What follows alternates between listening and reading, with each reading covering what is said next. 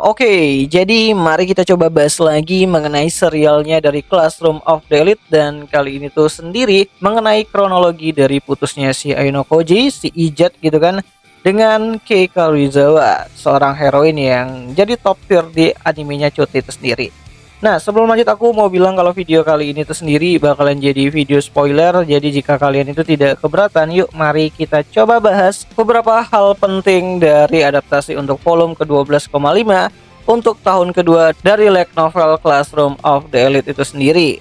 Nah, jadi kali ini tuh aku pengen bahas mengenai momen dimana putusnya Ki dan juga si Ijat gitu kan, si Aino Koji yang akhir-akhir ini tuh mulai jadi pembicaraan lagi karena tingkah lakunya yang suka gonta-ganti heroin gitu. Walaupun sebenarnya nggak ada heroin pasti di serialnya Chute. Singkat cerita, pada adaptasi volume terbarunya kali ini tuh sendiri, kita akhirnya bisa lihat bagaimana si Aino Koji akhirnya ngajakin si Ki untuk kencan lagi.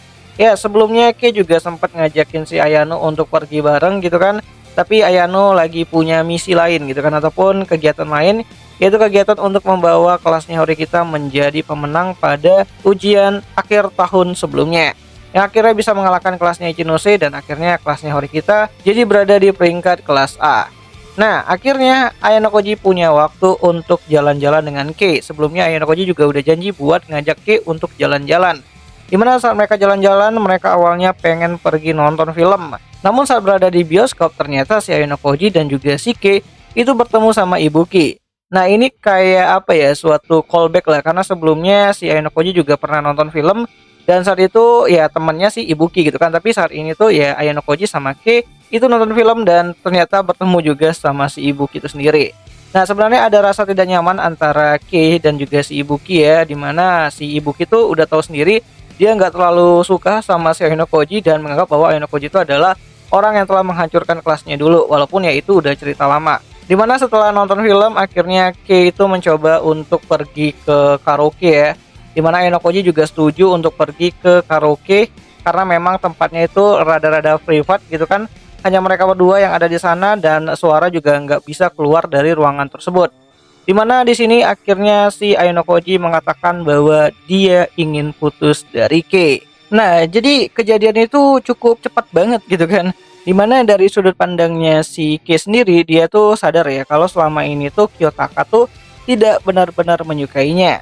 Ya, di sini si Kei tuh mencoba untuk pura-pura tidak menyadari ketidaksukaannya si Aino Koji. Dimana sambil menahan rasa sakitnya gitu kan, Kei selalu saja tersenyum dan menyetujui permintaannya dari si Aino Koji.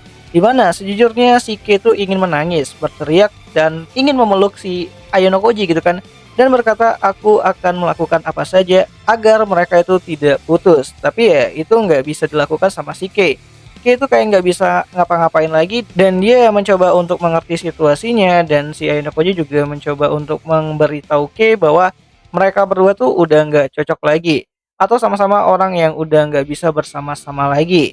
Dimana momen saat si Aino Koji itu berkata kita putus saja, perasaan Kei menjadi ya sangat nggak karuan lah gitu kan. Dimana Kei selalu saja ingin gitu kan bercerita mengenai hari-hari sebelumnya, tentang mereka pergi kencan hari ini dan rencana mereka di kemudian hari, bahkan untuk di tahun depan.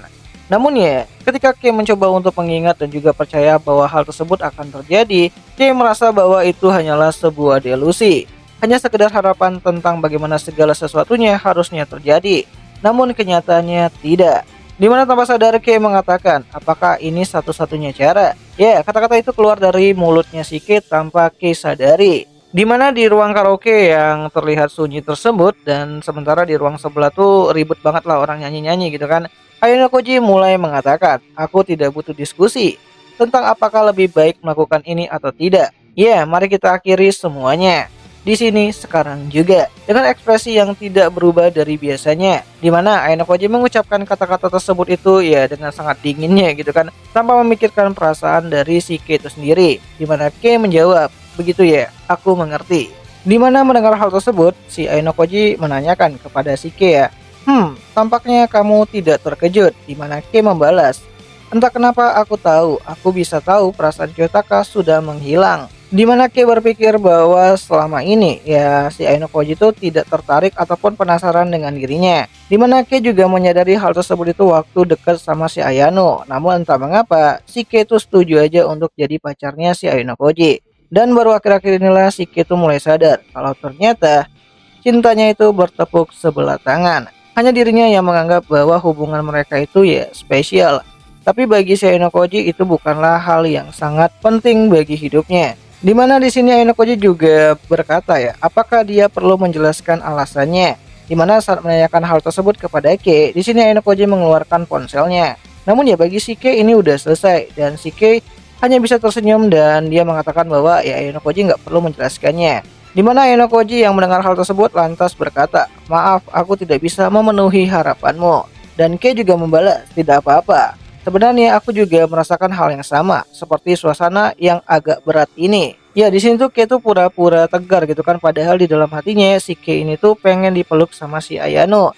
Dan ingin mendengar bahwa perkataan si Ayano selama ini tuh adalah bohong gitu kan. Ayano nggak mau putus, tapi ya lagi-lagi itu hanyalah delusinya si Kei Karuizawa itu sendiri. Dimana setelah mereka setuju ya untuk mengakhiri hubungan mereka pada saat itu, baik Ayano Koji maupun si Kei itu sendiri sama-sama mulai memanggil nama keluarga masing-masing. Di mana Kei yang dulunya sering memanggil Ayano Koji dengan sebutan Kiyotaka, kini kembali lagi memanggil Ayano Koji dengan sebutan Ayano Koji. Sedangkan untuk si Ayano Koji sendiri, dia kembali lagi memanggil Kei dengan sebutan Karuizawa. Dan ketika si Ayano Koji pergi ya meninggalkan si Kei sendirian di sana, Kei pun berkata, "Sampai jumpa." Sampai jumpa lagi Ayano Koji-kun, sambil melambaikan tangan dan tersenyum pada orang yang sosoknya sudah menghilang. Ya, karena Kiyotaka menginginkan hal tersebut, makanya Kei tidak apa-apa. Itu adalah pikiran Kei pada saat itu.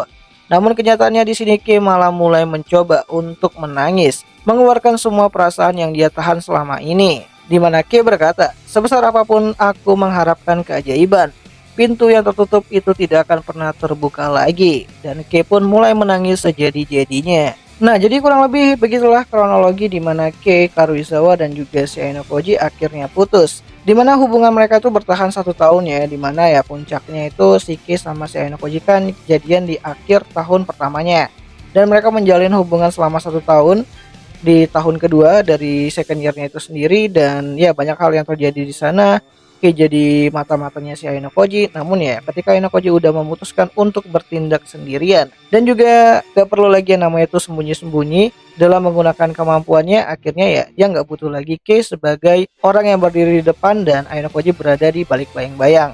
Karena sekarang Aino Koji udah bisa tampil sendiri. Nah, jadi bagaimana menurut kalian? Apakah ini seperti peribahasa habis manis cepat dibuang, atau cuman bagian dari plot yang emang diperlukan untuk perkembangan dari karakter Kei Karuizawa itu sendiri? Coba deh kalian tulis pendapat kalian itu di kolom komentar, siapa tahu menarik.